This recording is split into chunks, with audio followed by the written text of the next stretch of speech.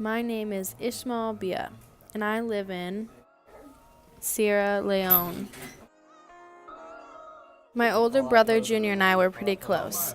We shared the same friend group, and we shared love for rap.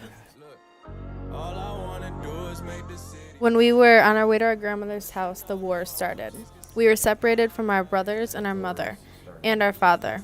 My friends, my brother, and I ended up in a village called Kamatter. It was during that attack in the village of Kamatter that my friends and I separated. It was the last time I saw Junior, my older brother. I separated into the woods. I ended up being all alone for months on end. I ran until I couldn't figure out which way to go. I looked for my brother, but I couldn't find him. I ended up being alone in the woods for at least 4 months. I slept by myself on the ground and by myself in trees. I heard hogs and voices, but I could never find anybody or my way out. One night, while sleeping alone, I thought I heard hogs, but the next day they were gone. I found a little bit of water and I drank it and cooled down because it was hot. Afternoon, I came across a group of young boys. We took off together. While we were searching for food in a deserted village, a large crow fell out of the sky. I knew it was unusual, but we needed food, and anything at that point would do. It was then that we admitted Sadhu had left us. Everyone else was crying, but I couldn't cry. We heard gunshots and screams. We ran. When we got there, huts were on fire. I ran into the hut my family lives in. It was burnt and nothing to be found inside. Out of anger, I beat the old man from our village to a pulp. I knew it was wrong, but I didn't care. I was taken into the life of a soldier. I didn't really care. Food was better than no food. At first, I was afraid of the guns they gave me, but after a while, it became part of me, my safety. A man's best friend isn't his dog, it's his gun. While I was introduced to a little boy around the age of 6. His name was Josiah.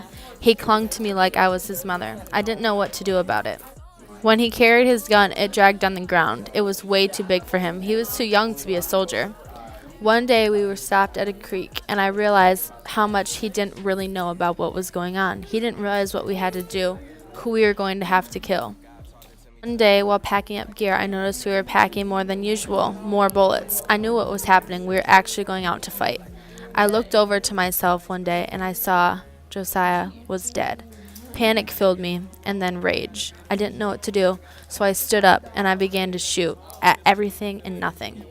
Everyone was screaming for me to get down, but I didn't care. So much anger was going through my veins. I was just shooting at everyone. I know I had killed somebody. That was the day that I killed. My hand was shot, grazed. I didn't know what to do. I didn't want to get in trouble. I didn't want to get stitched up. So I found a leaf and I wrapped my hand. Day, the corporal told us that we were taking rebel prisoners and we were slitting their throats. Whoever was the quickest won title lieutenant, which was I. Celebrated with drugs and war movies. After being in the war for 3 years, I was betrayed. I was chosen with other younger kids to go to a rehab facility camp. At the time, I didn't realize that this is the best thing for me, but I hated the army for doing this to me.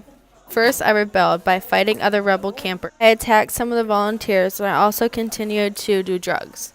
At the time, I didn't realize I was a drug addict or that I was addicted to cocaine. After not being able to get any drugs for a while, I became clean. Struggling with cocaine and addictions is very hard, but I overcame it and I became clean. I worked hard to stay clean, and it was tough and very hard. I know now that a 12-year-old shouldn't be snorting cocaine, but at the time I didn't see anything wrong in it. It was just something adults had given me. Once I got clean, I stayed clean, and I worked so hard and I studied so hard to become the person I am today. Sometimes it feels like I got another chance at everything.